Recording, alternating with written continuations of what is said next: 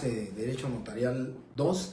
Ya vimos algunos temas que eran importantes que lo platicáramos, ¿verdad? Ileana, Manuel, Jesse, Anita, buenas noches a todos.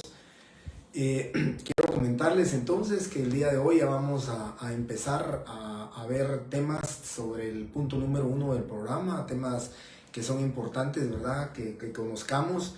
Ya en la otra sección ya hicimos pues algún ejercicio con respecto a los temas que vamos a ver el día de hoy: otorgante, compareciente, requirente y como elementos personales. Bien, voy a iniciar con el tema que vamos a hablar.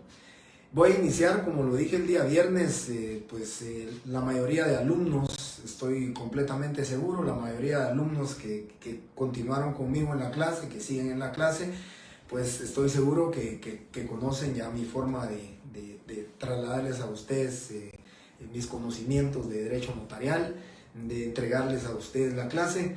Y pues lógicamente en este tema que vamos a entrar ya a hablar sobre los instrumentos públicos, les decía yo el día viernes que era de suma importancia que hiciéramos un pequeño, breve recordatorio de los aspectos que son muy importantes, que ustedes tienen que manejar, que ustedes tienen que conocer, que ustedes tienen que estudiar y que se tienen que disciplinar para ir estudiando los temas que se van a relacionar directamente con el ejercicio del notariado.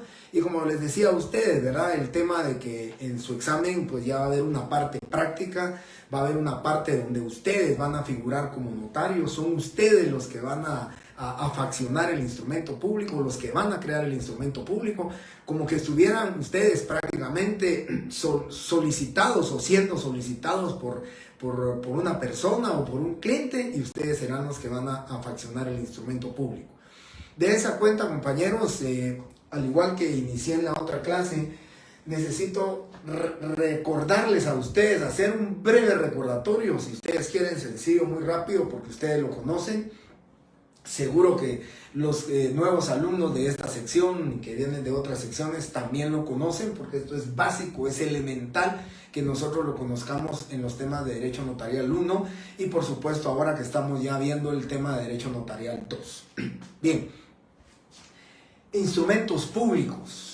Los instrumentos públicos, compañeros, los 5 instrumentos públicos que voy a repetirles ahora, que les voy a hacer un breve recordatorio, esos 5 instrumentos públicos los vamos a ver este semestre, pero ya los vamos a ver desde el punto de vista o el tema práctico. Ya ustedes van a tener que redactar una escritura pública, una de sus partes, van a tener que redactar un acta notarial, van a tener que redactar una legalización de firma, van a tener que redactar un acta de protocolización, y el último instrumento que les voy a comentar, solamente lo voy a comentar, es la razón de legalización de firma, que desafortunadamente se mantiene como derecho positivo ahí, pero no es aplicable, es el acta o la razón de una legalización de firma. Al compañero Calderón, sí, le comento que por lo menos en el primer parcial me van a redactar una parte de la escritura pública, en el segundo parcial ya me tendrán que legalizar una firma, y en el examen final pues tendrán que hacer o un acta de protocolización o un acta notarial. No las pongo completas, las pongo por partes y separadas, pero ya tienen ustedes que ir cumpliendo con los requisitos necesarios. Y por eso es que estoy hablándoles aquí, miren, de estos requisitos como un recordatorio. Recuerdo entonces, y les hago el recordatorio breve y sencillo, instrumentos públicos, se recordarán ustedes, ¿cómo les denominamos? Protocolares, extraprotocolares, dentro del protocolo, fuera del protocolo, principales y secundarios. Esos instrumentos públicos, entonces, compañeros, son los que ustedes ya tienen que conocer, que vamos a ir prácticamente analizando, investigando y adentrándonos en cada uno de estos instrumentos públicos para el conocimiento de ustedes con respecto a sus requisitos. Pero empecemos con los protocolares. Los protocolares no se pierden, los protocolares están contenidos en el artículo 8 del Código de Notariado, donde dice: el protocolo es la colección ordenada de escrituras matrices o escrituras públicas, también llamadas así, actas de protocolización o de protocolación, como dice la ley, y razones de legalización de firma. Esos 3 instrumentos públicos obligatoriamente van dentro del protocolo, obligatoriamente se documentan y se fraccionan en actas de papel sellado especial para protocolo y obligatoriamente, tal y como lo señala el artículo 29, y es en la separación y la distinción que van a hacer ustedes, como lo dice el artículo 29 en el numeral 1, número del instrumento, el número de orden. Entonces, la escritura pública, dice el artículo 29, que debe de llevar un número. Y tenemos entonces, fuera del protocolo, o extra protocolar o secundarios, ¿cuáles tenemos? Las actas notariales, artículos 60 y 61 del Código Notariado, y ¿cuáles son las otras? Artículos 55, literal A y B, la literal A para la legalización de firmas y la literal B para la legalización de fotocopias de documentos. Esa es la que tenemos nosotros fuera del protocolo. ¿Qué distinción tenemos? Pues ya vamos a ver el acta notarial este semestre y ya vamos a ver grandes diferencias entre el acta notarial y la escritura pública, pero les puedo comentar rápida y brevemente. ¿Por qué la escritura, el acta de protocolización y la razón de legalización de firmas llevan número? Porque van dentro del protocolo. ¿Por qué el acta de legalización de firmas y de fotocopias y las actas notariales no llevan número? Porque van fuera del protocolo. Y además, si van fuera del protocolo, debemos de entender que solo las protocolares, las principales, las que van dentro del protocolo, son las únicas que llevan un número. Todas las escrituras públicas van en papel sellado especial para protocolos y lleva un número. A excepción de, ya saben ustedes cuál es, la excepción a la regla, la escritura que nosotros fraccionamos, los notarios que nosotros fraccionamos en el extranjero, lo hacemos en papel bond, no lleva número, pero al venir a Guatemala la protocolizamos y entonces estamos cumpliendo con lo que establece y con lo que dice la ley. Legalizado de documentos, Estuardo, el legalizado de documentos es la legalización de fotocopia de documentos, que es el artículo 55 literal B, donde dice con las palabras por mí ante mí, que el notario actúa por disposición de la ley. Ese también lo vamos a ver en su oportunidad. Hay un punto específico que se llama legalización de fotocopia de documentos, que en el transcurso del desarrollo del programa lo vamos a ir viendo. Bien.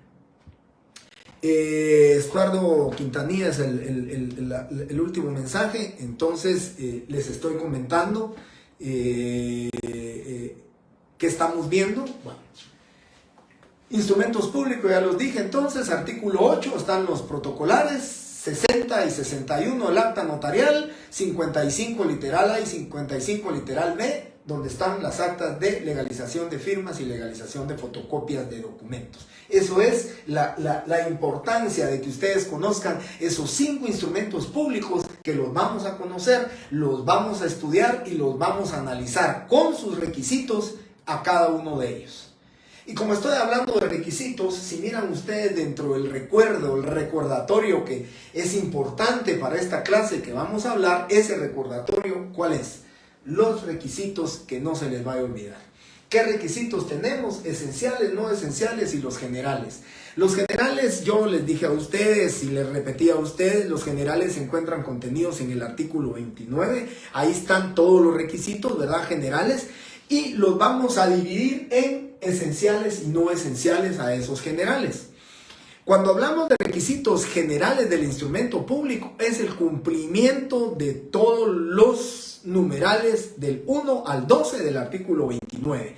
Ahí tenemos que cumplir nosotros tanto requisitos esenciales como requisitos no esenciales, y por eso le denominamos requisitos generales, porque están contenidos en el artículo 29 y lógicamente, compañeros, el notario debe obligatoriamente de cumplir, ¿sí?, con todos los requisitos generales, todos.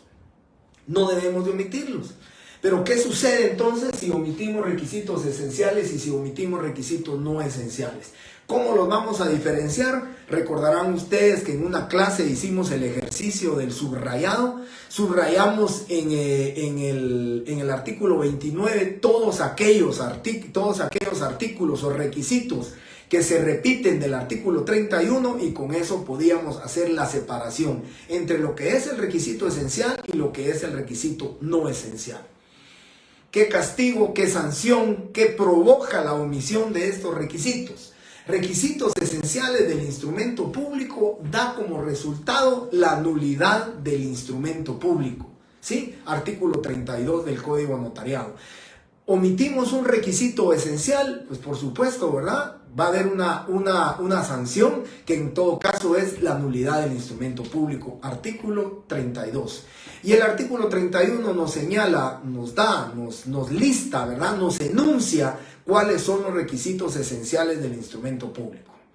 Y los requisitos no esenciales da como resultado una sanción para el notario, que ustedes dirán, bueno, es una sanción económica, es una sanción pecuniaria, pero les comento, compañeros, que en el registro de la propiedad y en cualquier otro registro, los toman de manera sin separarlos y ustedes omiten un requisito no esencial y les suspenden la inscripción en virtud de la falta de cumplimiento de los requisitos esenciales y no esenciales.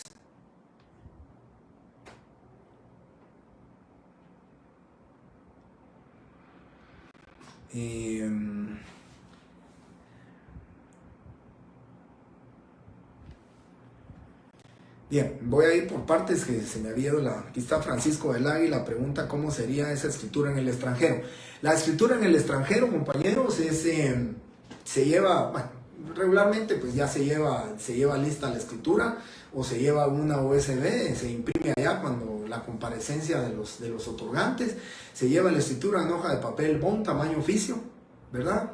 Entonces la firman allá en el extranjero, no lleva número, esa no lleva número, la traemos a Guatemala y la protocolizamos, la guardamos en el protocolo cumpliendo con los requisitos que dice el artículo 64 del Código Notariado y con eso pues prácticamente ya la insertamos en el protocolo, la guardamos, la conservamos y esa es la única escritura pública que no lleva número y de ahí todas las demás escrituras públicas que faccionamos nosotros aquí en Guatemala obligatoriamente tienen que llevar número y esa es la gran diferencia entre la escritura pública y el acta notarial, que el acta notarial no lleva número. ¿Por qué? Porque va afuera. Solo pensemos nosotros, instrumento público protocolar lleva número, obligatoriamente lleva número. Instrumento público extra, fuera del protocolo secundario, no lleva número. ¿Sí? Eso es lo que tenemos que pensar. Bien. Luego Sergio André dice, sí compañeros, con ustedes empecé mi clase el día viernes, ¿verdad? Ustedes son de la sección C. Es correcto, en la sección D me hicieron esa pregunta que dice que está haciendo Sergio André, me hizo esa pregunta a un compañero y entonces aclaré el tema. Con ustedes no lo hice el día viernes, entonces muchas gracias por la pregunta a Sergio André Torres. Les quiero comentar el libro del licenciado del doctor Neri Roberto Muñoz, que se llama El Instrumento Público y el Documento Notarial, que es el libro número 2 de él, conlleva para mí pues mucho de los temas que vamos a ver aquí.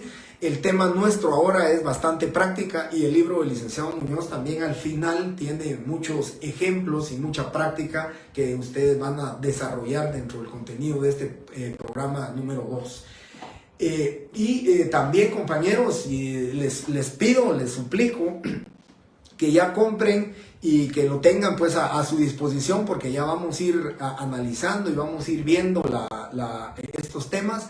Por favor, compren su ley del impuesto de timbres y papel sellado especial para protocolos, decreto 37-92. Y por favor, también deben de comprar su ley del impuesto del IVA. Impuesto al valor agregado IVA, que es el decreto 27-92 del Congreso de la República, uno es 27 y otro es 37.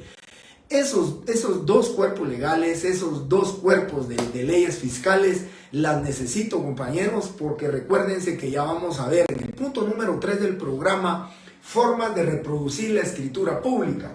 Y ahí ya vamos a ver los impuestos tasados, vamos a ver cómo debemos de calcular el impuesto del 3%, cuándo debemos de calcular impuesto del 3%, cuándo pagamos impuesto del IVA, qué contratos están exentos, qué contratos no están regulados por leyes fiscales alguna, por consiguiente no paga impuesto.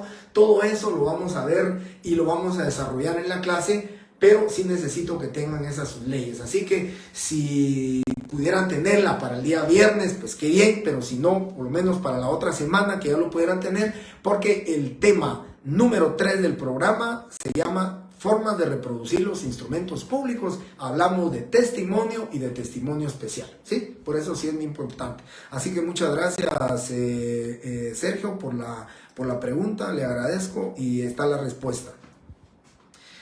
Requisitos generales, lugar, día, mes y año del otorgamiento. Sería prácticamente los requisitos generales desde el artículo, desde el numeral 1 hasta el numeral 12 del artículo 29. Esos son los generales. Y los requisitos esenciales están contenidos en el artículo 31. Los que no se repiten del 31 en el artículo 29, todos esos que no se repiten son los requisitos no esenciales. ¿Y cómo lo pueden hacer ustedes? Rápida y brevemente. Por ejemplo, en el artículo 31 solamente dice lugar, día, ¿sí? Lugar, día, ¿sí? La fecha, lugar, fecha y día. O sea, eso es un requisito esencial, pero no dice número. Por consiguiente, el número es un requisito no esencial del instrumento público, ¿verdad? Pero está sancionado por la ley si ustedes omiten este requisito. Así que tenemos que cumplirlo. Valerie, requisitos esenciales, artículo 31, ella lo está poniendo aquí. Requisitos esenciales, lugar y fecha del otorgamiento, nombre y apellido, correcto, ahí lo van a encontrar ustedes en el artículo 31, son 6 numerales y ahí lo van a encontrar. Víctor García, yo quisiera comentarle, creo que no fue mi alumno usted el semestre pasado, de repente sí, pero siempre lo hablo como requisitos o formalidades. Requisitos esenciales o formalidades esenciales, requisitos no esenciales o formalidades no esenciales. La ley dice son formalidades, yo siempre he pensado y he dicho que son los requisitos los que ustedes deben de cumplir, las formalidades que ustedes deben de cumplir, así que por favor, Víctor, de manera indistinta, como usted lo quiera utilizar, si lo quiere utilizar como requisito, está bien, y si lo quiere utilizar como formalidades, tal y como lo dice el 31, son formalidades esenciales de los instrumentos públicos, tal cosa.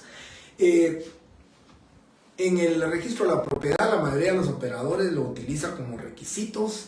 Cuando suspenden un documento, le ponen por haber omitido requisito esencial o por haber omitido requisitos del instrumento público. Pero por favor, Víctor, puede utilizarlo indistintamente a su conveniencia y como usted quiera utilizarlo. Francisco del Águila, no habrá necesidad de que venga con pases de ley, entonces para Francisco no. Le comento, Francisco, la escritura pública que hace el notario guatemalteco, ¿sí? Guatemalteco, se lleva el instrumento a Miami, se lleva el instrumento a Francia, se lleva el instrumento a Perú, a Ecuador, lo firman y lo traen para acá. Y entonces ese instrumento no va a llevar número, como no se puede llevar usted el protocolo. Hay una, ya vamos a ver en unos puntos del programa aquí, se llama el ejercicio del notariado en el exterior.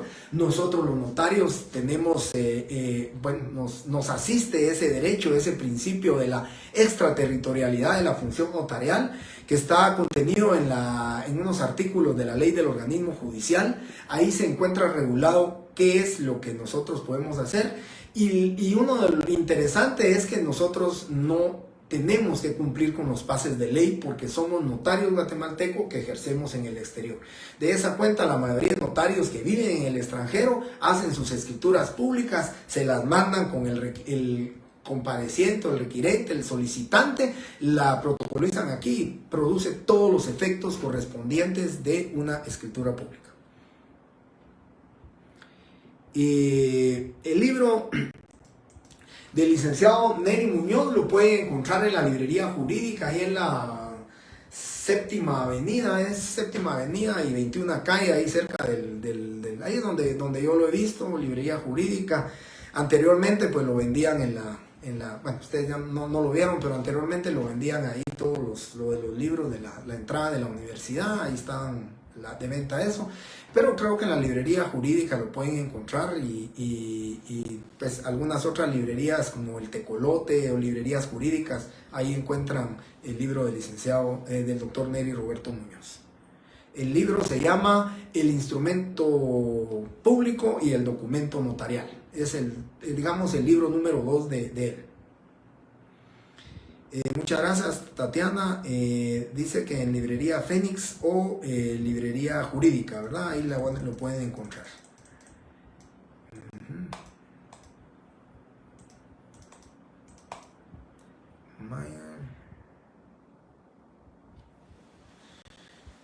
Los que no se repiten en los artículos 29 y 31 del Código Notariado, todos los que no se repiten en el 31, el 29, todos esos van a ser requisitos no esenciales. Sí, Julio, ese libro, yo les digo, no sé si lo comenté cuando en la clase, pues no hablé de libros, pero no sé si lo comenté. Yo fui 2 años auxiliar del doctor Neri Roberto Muñoz a los principios de inicios de mi clase. Yo fui auxiliar 2 años de él y entonces pues aparte de que primeramente fui su alumno, después fui su auxiliar, pues hicimos una muy buena amistad con él. Y entonces ese libro recoge mucho, un 80% de los temas que platicamos aquí. Y pues también hay un libro del licenciado Ricardo Alvarado Sandoval, los 2 grandes profesores de Derecho Notarial en nuestra facultad. Lamentablemente los 2 pues fallecieron el año pasado, ambos. Y entonces pues cualquiera de esos libros pueden verlo ustedes. El libro del licenciado de Ricardo Alvarado Sandoval o el libro del doctor Neri Roberto Muñoz. Muy bien. Dicho esto, compañeros, ya les hablé de los instrumentos públicos. Estamos hablando requisitos esenciales, requisitos no esenciales. Los requisitos esenciales, ya saben, entonces, si omiten un requisito esencial, pues tendrán ustedes nulidad del instrumento público. Si omiten un requisito no esencial, les pondrán una multa, pero definitivamente tienen que cumplir con los requisitos del instrumento público. Y para los efectos del examen, ¿por qué les hago tantas, digamos, insistencia con estos requisitos de esenciales y no esenciales? Porque a la hora de su examen, yo también no voy a hacer, claro, voy a hacer la diferenciación que ustedes conocen y que ustedes saben, la diferenciación entre un requisito esencial y un no esencial. Pero para los efectos de su examen, ustedes deben de cumplir con todos los requisitos generales, con todos los requisitos esenciales del instrumento público. Muchas gracias, Tatiana. Ella ya compró el libro, dice que vale 125 quetzales y les va a mandar a ustedes va a mandar el contacto para que ustedes puedan hacer eso. Pero ahí en la librería jurídica seguramente lo está. Acabo de pasar yo por ahí lo vi.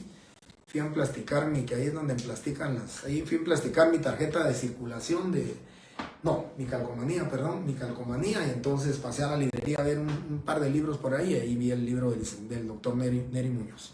Bien, les comento entonces, compañeros,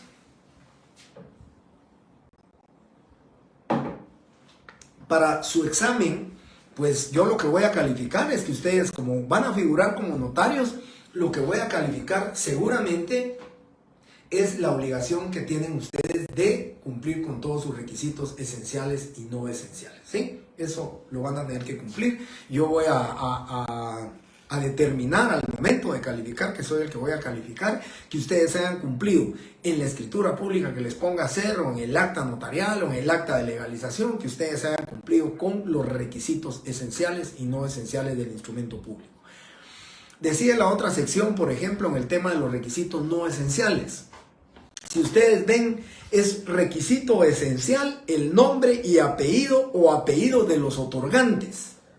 Y entonces todos los datos individualizantes de la persona, de los que comparecen en el instrumento público, todos los datos individualizantes, a excepción del nombre y apellidos, todos los datos son requisitos no esenciales, pero no por eso yo lo voy a permitir. Yo a la hora de calificar contaré, y ustedes, yo les decía el semestre pasado, y para que lo verifiquen, yo les comentaba a ustedes, cuenten sus 7 datos individualizantes, incluyendo nombres y apellidos, ¿sí? Nombres y apellidos, incluyendo la forma en que lo van a identificar. Si cuentan ustedes, o antes de entregar su examen, cuentan 7 datos individualizantes, han cumplido con todos los requisitos que establece la ley. Y dice, si ustedes se dan cuenta, pues contemos los datos individualizantes cuando decimos en el artículo 29, dice, los nombres y apellidos 1, la edad 2, el estado civil 3, nacionalidad 4, profesión 5, domicilio de los otorgantes 6, y la forma de identificarlo 7. Si ustedes hacen su recuento al momento de entregarlo, están cumpliendo con sus 7 datos individualizantes. ¿Cómo van a identificar? Pues con la dación de fe, ¿verdad? Persona de mi conocimiento, puede ser una forma. Por medio de 2 testigos que van a ser testigos, ya los vamos a ver también. Primeramente Dios, el viernes ya hablamos de esto. Y también, pues, lógicamente, ¿verdad? La forma, el documento personal de identificación, que son los 3 medios en que la ley nos permite que podamos identificar a las personas. Esos son datos individualizantes.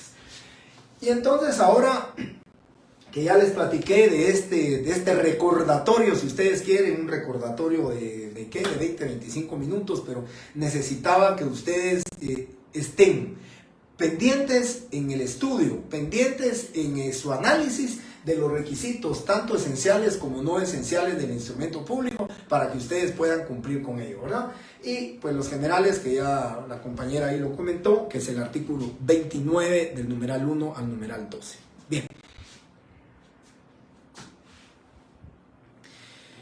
Víctor, el domicilio es un requisito no esencial, no está, si lo busca usted en el 31, no dice datos individualizantes. Para los efectos de una escritura pública que va al registro de la propiedad, que va al registro mercantil, que le van a calificar, le suspenden el instrumento público. No cumple con los requisitos que establece la ley y le suspenden el documento.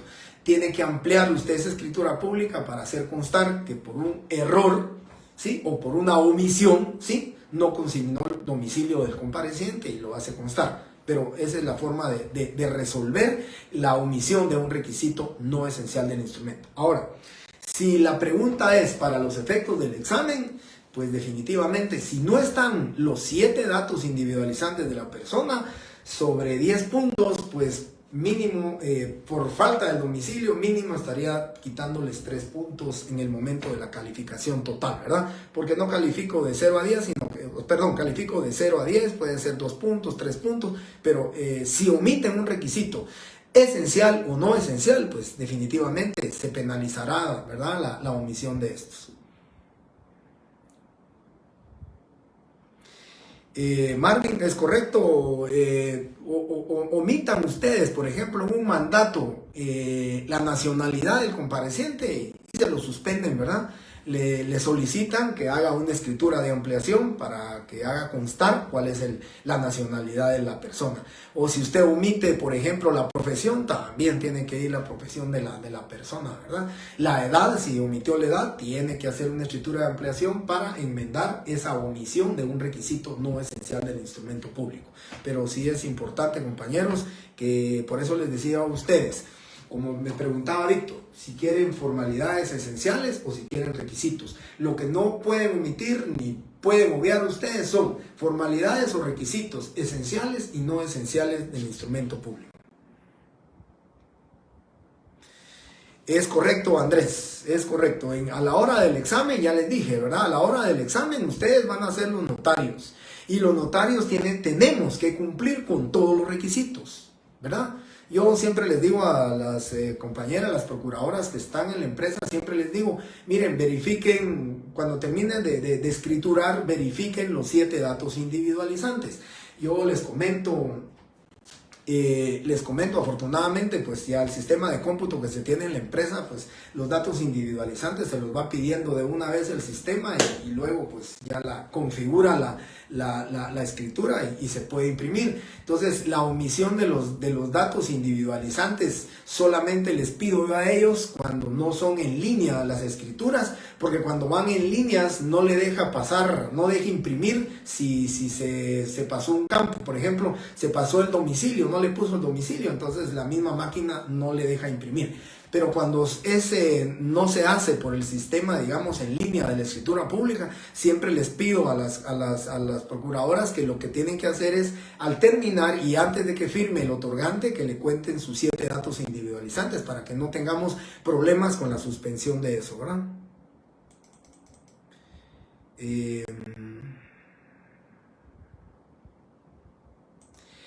Para Julio, yo sé que les preocupa mucho el examen, ¿verdad? Y ese es el tema de las preguntas de la sección pasada también.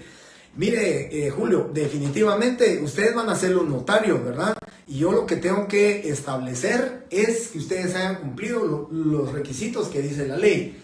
La forma en que ustedes van a redactar, por supuesto que va a ser de ustedes, ¿verdad? Ustedes van a ser los arquitectos del instrumento público, ustedes lo van a redactar.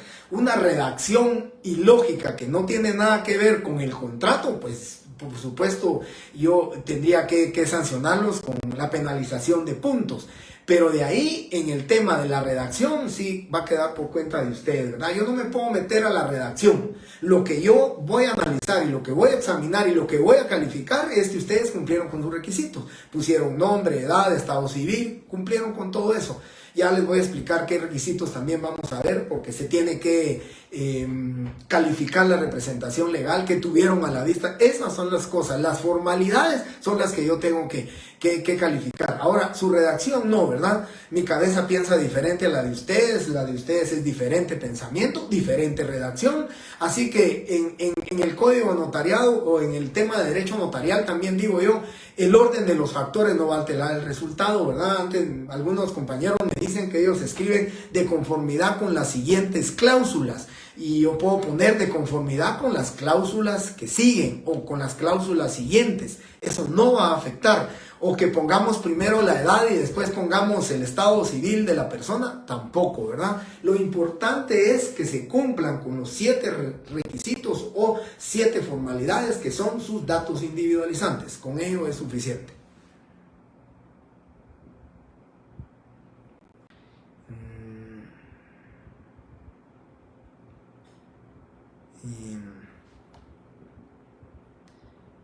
Pues la verdad es que en la empresa, el día que haya, acaba de terminar una plaza ahorita, pero el día que haya una plaza se los voy a comentar aquí en clase para ver si ustedes quieren pues aplicar. Solo les digo dónde pueden aplicar y pues sería un gusto poder trabajar con ustedes, ¿verdad? Bien. Bueno, termino esto entonces, compañeros. En la media hora restante vamos a hablar de estos 3 elementos personales, ¿sí? Y antes de empezar con esto, quiero que pongan mucha atención y les quiero explicar por qué.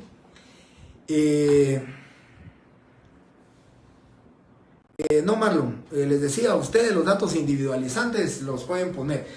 Miren, yo no voy a calificar, como dice el código notariado, ¿verdad? Los nombres, después que tengan la edad, después el estado civil, no, eso no lo voy a calificar. Por eso el orden de los factores no va a interferir en el resultado, ¿verdad? No afecta el resultado. Ustedes pueden poner, para mí la lógica es que deben de poner primero el nombre, ¿verdad? Ya luego del nombre, pues si ustedes quieren poner primero la ocupación, después la edad, después el domicilio, yo lo que voy a contar es que tengan sus 7 datos individualizantes. Si los tienen, no hay ningún problema, ¿verdad? Yo lo que hago es darle los nombres, o tal vez a veces solo los nombres le doy, y el nombre y apellido, que no me lo pueden variar, y de ahí a ustedes pues siempre en el examen, siempre les pongo en el examen, ¿sí?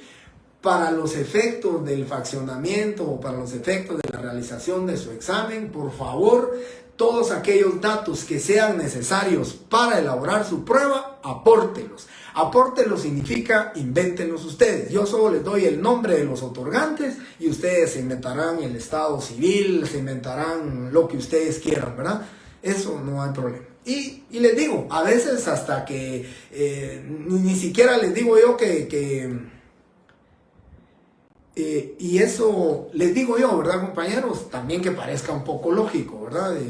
Miren, alguien me puso, lo cuento solamente por como broma, pero alguien me puso una señora 92 años de edad y me puso paracaidista, ¿verdad? Y no, o sea, eso es lo ilógico, ¿verdad? Eso sí me parecería ilógico y sin embargo tampoco podría restar puntos. Cumplió con el dato individualizante de su profesión, ocupación, oficio y entonces también cumplió con la edad, ¿verdad? Entonces, cosas así ilógicas tampoco puedo ¿qué? Penalizarlas, ¿verdad? Bien. La verdad es que no me molestan las preguntas, no me molestan. Me gusta que pregunten, pero sí necesito por lo menos terminar esta parte de aquí para ir empatados con la otra sección. Bien.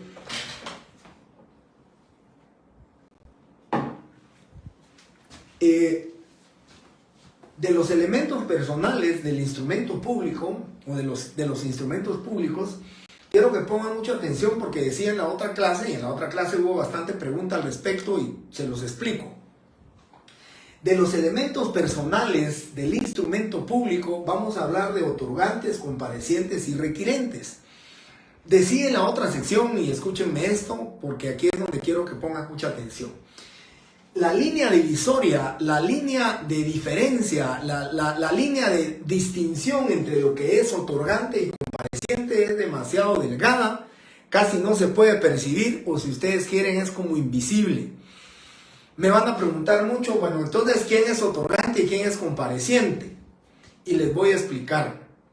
Comienzo con esto para ver cómo vamos. Sí, Marcos Higueros, cuando usted conoce es de mi conocimiento, ¿verdad? Persona de mi conocimiento.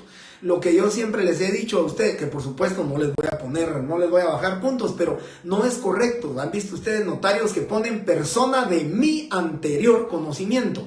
Esa palabra anterior creo yo que no debe de ir. Si ustedes conocen a la persona, tuvo que haber sido antes del fraccionamiento, el otorgamiento del instrumento. Entonces, persona de mi conocimiento, ¿verdad? De mi anterior conocimiento, por supuesto, no les bajaría puntos si me lo ponen así, porque yo he visto muchos notarios que ponen persona de mi anterior conocimiento.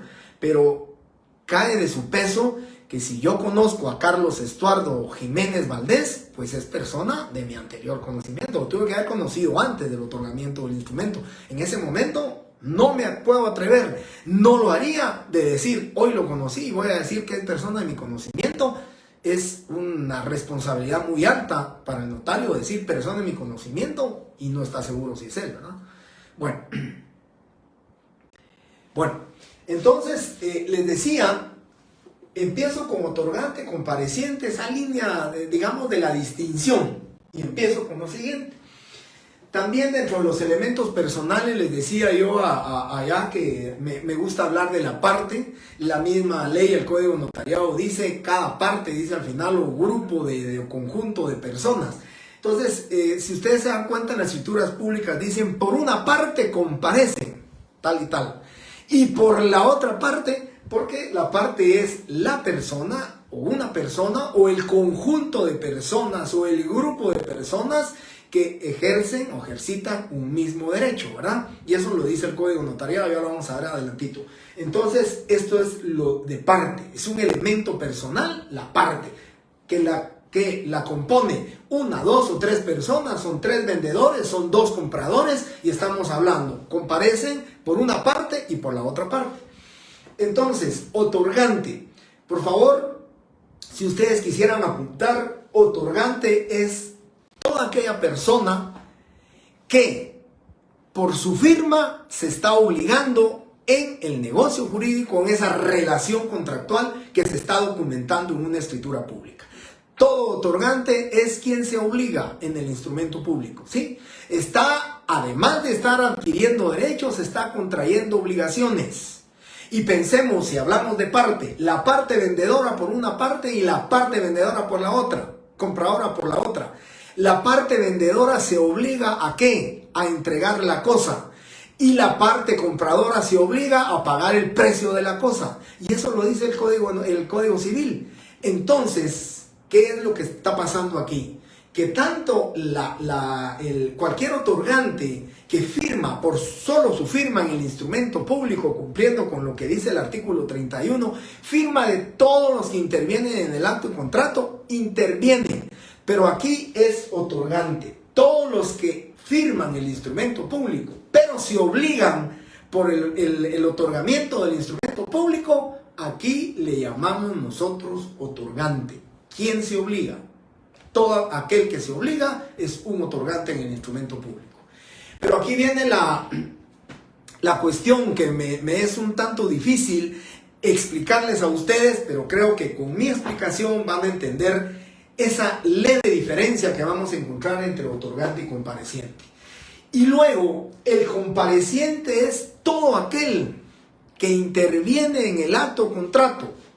¿Sí? El compareciente, solamente compareciente, no se obliga dentro del instrumento público. Simplemente interviene, simplemente auxilia, simplemente comparece, y la palabra lo dice, compareciente, porque está compareciendo en el instrumento público. Pero hay algo muy importante, y aquí es la explicación que quiero darles. El otorgante también es un compareciente porque interviene en el acto o contrato, ¿sí? Por eso les decía, esa línea tan invisible que hay entre esa distinción o diferencia. El otorgante es quien se obliga, pero que como comparece, como también interviene como comprador o como vendedor o como acreedor hipotecario o como deudor hipotecario, pues entonces también es un compareciente. De tal suerte que en una persona se pueden reunir esas dos calidades de elemento personal. Se puede reunir la calidad de ser otorgante porque se obliga y también de ser compareciente porque comparece, porque interviene, ¿sí? Porque está interviniendo en el acto de contrato. Entonces, un vendedor es otorgante y compareciente, ¿verdad? Porque dice la escritura pública, comparece por una parte tal persona, por la otra parte tal persona. Y la distinción la hace, si lo vemos así en el artículo 29, numeral 12, dice las firmas de los otorgantes. Luego dice, y de las demás personas que intervienen. Esas son las personas comparecientes. Pero el otorgante también es compareciente porque está interviniendo, porque está compareciendo, ¿sí? Entonces, en la persona que se obliga es el otorgante, pero también es compareciente.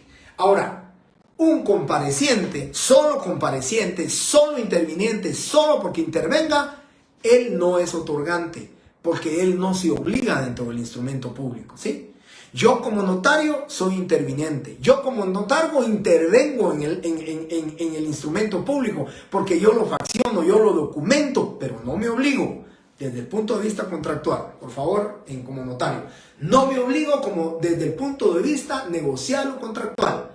Sí me responsabilizo, sí soy responsable del contenido de la escritura pública, pero no me obligo contractualmente en el documento, ¿verdad? Yo o lo que soy responsable es un buen fraccionamiento del instrumento público, el cumplimiento de las formalidades o requisitos esenciales o no esenciales del instrumento, a eso sí, eso estoy obligado. ¿Por qué? Porque derivan o se generan de ahí mismo las responsabilidades que todos conocemos, penal, civil, administrativa y disciplinaria, las 4 responsabilidades que le pueden ser inherentes a un notario en el ejercicio de su profesión.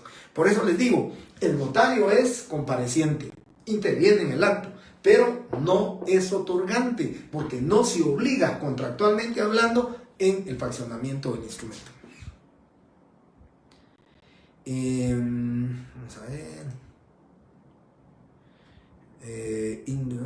Pero los dos firman o solo el otorgante. Si en una sola persona está otorgante y compareciente, definitivamente tienen que firmar. Hablemos así, tal vez en términos más sencillos, todos son comparecientes. Y desde el momento en que comparecen, tienen que firmar. ¿Por qué? Porque el artículo 31 dice al final, en su numeral sexto, dice, las firmas de los que intervienen en el acto o contrato, o la impresión digital en su caso. ¿Qué significa? Que ahí todos tienen que firmar. Y yo les quiero decir todavía, como en la otra clase me decían, se podía cancelar la escritura. No. Una vez firmada por los 7 comparecientes, no estoy metiendo otorgantes, una vez firmada por los 7 comparecientes, la escritura ya no se puede cancelar, ya nació a la vida jurídica. Y todos los que firmaron de esos 7 comparecientes, pueden haber 4 otorgantes. Y los otros 3 solamente intervinientes, los otros 3 solamente intervinieron en el acto o contrato. Pero pueden haber 4 otorgantes, 2 vendedores y 2 compradores. Y ellos sí se están obligando. Entonces, ellos son otorgantes y además son comparecientes, ¿sí? En la escritura pública. Porque se están obligando por el hecho de estar firmando el instrumento. Yo les digo, por ejemplo, ya voy a hablar de estos. Intervinientes o auxiliares, aquí me apoyan a mí. O sea, un testigo, un traductor jurado, un intérprete, ellos no se obligan dentro del instrumento público, ellos no se obligan. Con la firma de ellos solo apoyaron, ellos solo auxiliaron al notario, pero no se obligan. Por eso ellos son comparecientes. El testigo rogado, el testigo instrumental, el testigo a ruego, el intérprete y el traductor jurados, ellos son siempre comparecientes, pero no van a ser otorgantes porque no se obligan, contractualmente hablando, no se obligan. Que por supuesto, el intérprete, el traductor jurado, tiene su responsabilidad, sí, responsabilidad de la traducción que él va a hacer, pero contractualmente hablando es igual que el notario. Nosotros los notarios, contractualmente hablando, no nos obligamos. Quienes están obligando son los otorgantes. Y por eso el mismo artículo 29, numeral 12, hace esa distinción. Dice, los otorgantes y de las demás personas que intervengan. Ahí hace la separación, ¿sí? El vendedor es otorgante y a la vez es compareciente. Pero el testigo no. El testigo es simplemente compareciente porque no otorga, no se obliga dentro del instrumento público, ¿sí?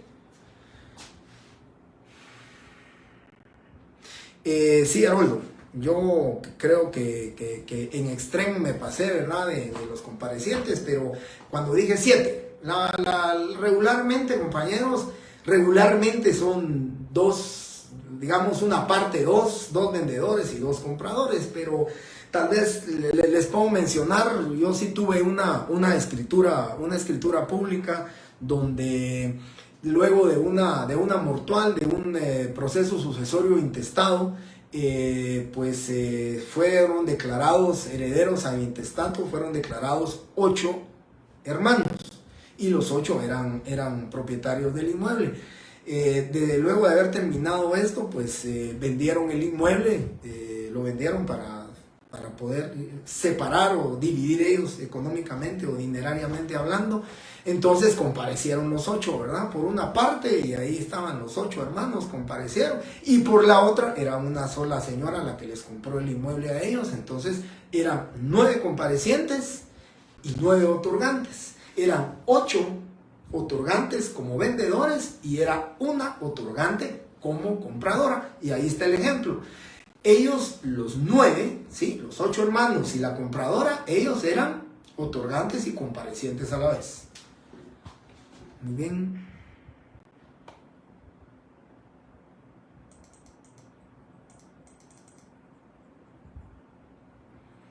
Andrés López.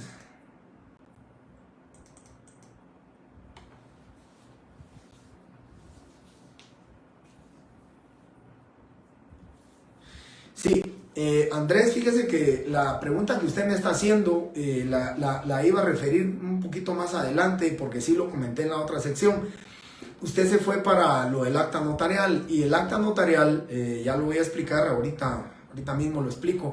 En el acta notarial usted me está diciendo que podría decirse otorgantes.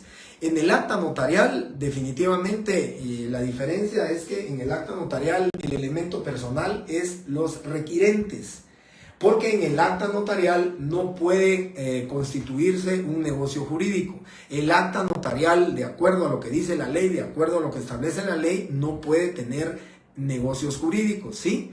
Una relación contractual no la puede ver. Solamente en el caso, y yo lo digo, lo analizo así, solamente en el caso, pero por supuesto hay defensores de estos temas, ¿verdad? Pero solo en el caso del matrimonio, dice que el acta notarial no puede contener, documentalmente hablando, puede contener negocios jurídicos. Y sin embargo, en el acta de matrimonio, pero no, por eso no se les utiliza como otorgantes, no otorgan.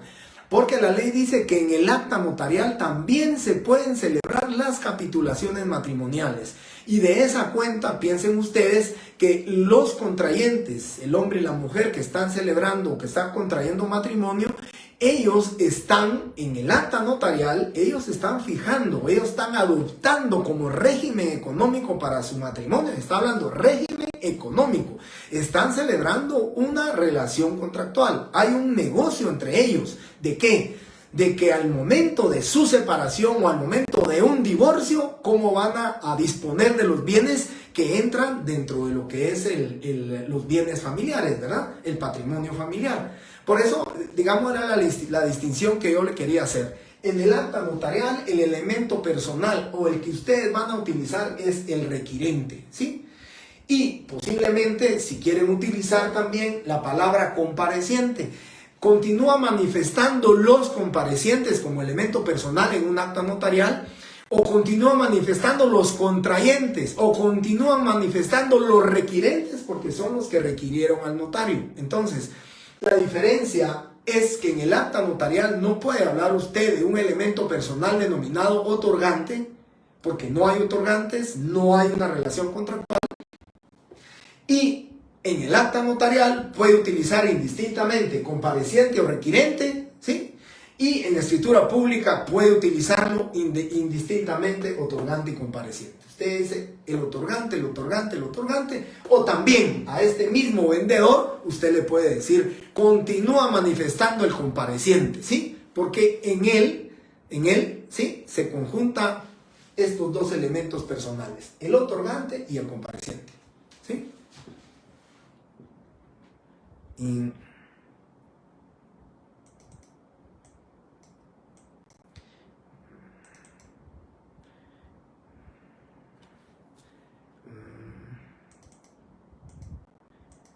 Y podría repetir el artículo que diferencia a los otorgantes de los comparecientes. No creo que haya hablado de un artículo. El artículo que les dije a ustedes de esto es el artículo 29, numeral 12.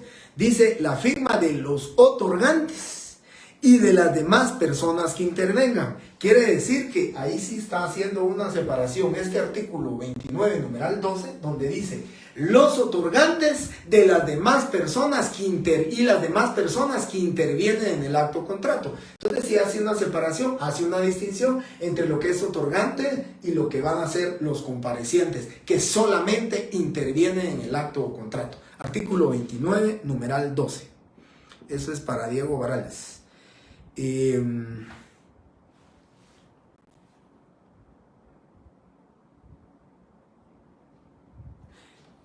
Sí, para Haroldo Torres le contesto, así es. En el acta notarial, ¿sí? Y en la escritura pública podemos utilizar compareciente, ¿sí? Y en la escritura pública vamos a utilizar otorgante y en el acta notarial requirente. Indistintamente, tanto en el acta como en la escritura podemos utilizar compareciente, ¿sí? Porque están compareciendo, porque están interviniendo, ¿sí? Pero lo que no podemos hacer en un acta notarial es un negocio jurídico. Ninguna acta notarial nos puede servir como título ejecutivo porque no puede contener un negocio jurídico. Eso es incorrecto. La única acta notarial, que esta es la excepción a su regla y la digo, la única acta notarial que les puede servir como título ejecutivo y es la que utilizan los bufetes que andan cobrando deudas todavía del Banco 1, de bancos que creo que ya no existen, Banco Cuscatlán y todos ellos. Lo que hacen es que para actualizar lo que hacen, la ley dice, creo que es el artículo 327 del Procesal Civil y Mercantil, dice Actas notariales, dice que se levantan sobresaldos deudores en los libros de contabilidad llevados de conformidad con la ley. Es la única acta notarial y ese saldo deudor lo trasladan en el acta notarial y eso le sirve como título ejecutivo porque la ley lo dice. Pero de ahí ninguna otra acta notarial les puede servir como título ejecutivo. Por eso yo cuando vemos a las actas notariales vamos a hacer la explicación y la división de cómo eso, porque vamos a ver actas notariales. Eso es para Roldo Torres, Diego Varales. Muy bien, ahí estamos. Entonces, compañeros, quedamos otorgantes, comparecientes y requirentes. Cuando hay otorgante, el que otorga es en la escritura pública y el compareciente comparece tanto en el acta notarial como en la escritura pública, y el requirente va a ser el elemento personal del acta notarial. ¿Cómo le llamaríamos el elemento personal? Dentro del acta de matrimonio se puede agregar régimen. Recuérdese que el régimen económico son 3, ¿verdad? Y entonces solamente uno puede adoptar los contrayentes. Y si no adoptan, dice la ley que será el régimen subsidiario, el de comunidades gananciales. Pero ahí solamente uno puede optar. Lo que sí es cierto es que, si es la pregunta del compañero Calderón, lo que sí es cierto es que el régimen económico para el matrimonio puede en cualquier momento puede modificarse, ¿verdad? Si ustedes quieren adoptar como régimen económico el de separación absoluta de bienes y ¿qué? Yo siempre les he dicho, ¿verdad? A los compañeros, antes les decía, miren, el más justo es el de comunidad de gananciales, porque es a partir del matrimonio que van a separar bienes. Pero en las actuales circunstancias, compañeros, nuestra sociedad ha cambiado mucho, demasiado. De hecho, y tanto que ya hay, digamos, como temor al matrimonio, como que no quieren contraer matrimonio.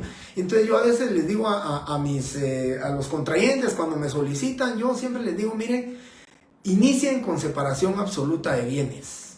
Transcurridos 2, 3, 4, 5 años que su matrimonio ya se perfeccionó, se está sólidamente con amor, con tantos principios que deben de hablarse dentro del matrimonio, el cumplimiento del artículo 78 del matrimonio, pues yo les digo, hasta de regalo de aniversario, el 6º, el 7º, el 8º año, pues de regalo de matrimonio ambos comparecen ante notario y van a modificar su régimen económico y de repente van a adoptar el de comunidad absoluta de bienes o el de comunidad de gananciales. Pero eso es lo que yo les decía, que sí se puede modificar. En cualquier momento pueden ustedes modificar su régimen económico y recuerden algo, hay que inscribirlo en el RENAP, ¿verdad?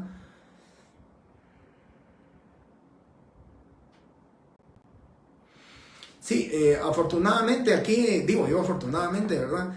Aquí no tenemos contratos prematrimoniales, ¿verdad? Aquí no existe eso de la promesa de matrimonio. Yo les digo, he hecho un par de actas notariales donde ellos declaran bajo juramento que en el mes de diciembre van a contraer matrimonio, pero es un tema puramente que lo solicita el Fomento de Hipotecas Aseguradas, el FHA, solicita para la pareja, para que demuestren que va a ser un grupo familiar, pues hacen esa promesa de matrimonio, que sin embargo, no, a pesar de que es consentida, a pesar de que es firmada ante un notario y todo, pues la verdad es que no podría obligarse, porque no existe la promesa de matrimonio, ni podría obligarse a la persona a contraer el matrimonio, ¿verdad? Y siempre ponen, mire qué fecha le ponemos, pues una fecha próxima, dice el FHA, para que pues puedan aplicar y pueda, dentro del grupo familiar, puedan ellos pues ser tomados en cuenta para este seguro de hipotecas aseguradas. Es el tema que yo he visto, pero honestamente no, digamos, es para una calificación económica, más no para que haya una obligación por parte de los requirentes por ser un acta notarial. Bien, entonces ya hablé de otorgantes, hablé de comparecientes y estoy hablando de los requirentes, ¿verdad? Los requirentes, yo les comentaba a ustedes, algo muy importante que va en del código notariado que les voy a explicar. Dice el artículo 60, el notario en los actos en que intervenga por disposición de la ley o a requerimiento de parte levantará actas notariales en las que hará constar los hechos que presencie y circunstancias que le consten. No estamos hablando aquí de negocios jurídicos. No estamos hablando aquí de que se puede negociar. Yo siempre les he dicho a mis alumnos y a ustedes cuando llegue el momento, actas notariales, que hay un accidente de tránsito, llegue el notario, hagamos un acta notarial donde él se compromete o se va a comprometer a pagarme todos los daños y todo. Eso, compañeros, al final de cuentas, recuérdense que las declaraciones extraoficiales, extrajudiciales, no aplican y no se soportan legalmente dentro de un tribunal. Esa acta notarial no puede contener una declaración de voluntad de que él va a pagar todo, y si fuera así, lo único que va a existir ahí es una presunción, ¿sí? Una presunción para el juez de que él iba a pagar. Pero ¿qué cantidad? Dice la ley que para poder ejecutar un título se necesita cantidad líquida, exigible y de plazo vencido, y en un acta notarial no se puede hacer eso. Porque llega el notario, vamos a levantar un acta notarial, podrá levantar el acta notarial de cómo quedó el carro, que las dos portezuelas del lado derecho están destruidas, tomar fotos, hacer constar, pero no pueden, una relación contractual no lo pueden hacer ahí. Mejor, si se pierde, digo yo, un documento privado con firmas legalizadas donde diga que el señor se compromete a pagarle 10,000 quetzales por los daños causados en un hecho de tránsito. Ahí hay cantidad líquida exigible y le ponemos un plazo y ya se puede, ¿sí? Ese es el tema de digamos, la separación de las actas. Bueno, Víctor, como dice, ¿verdad? Mejor un pagaré, es correcto, un pagaré, y el pagaré pues ya es un título ejecutivo y hay una cantidad líquida exigible, plazo vencido.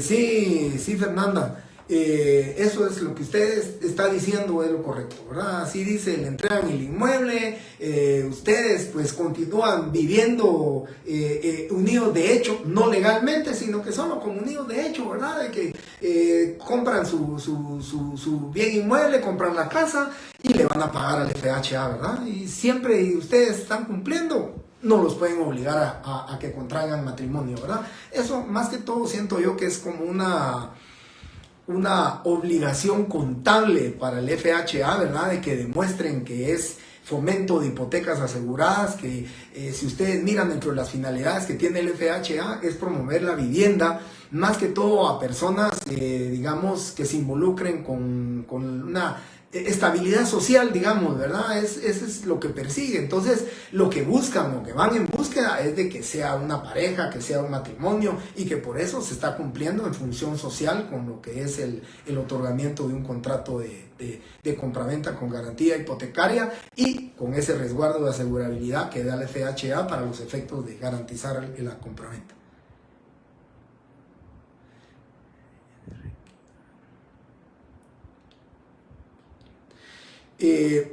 Fíjense, compañeros, que Eric Chávez me hace yo he visto indistintamente utilizar la palabra requirente o requiriente.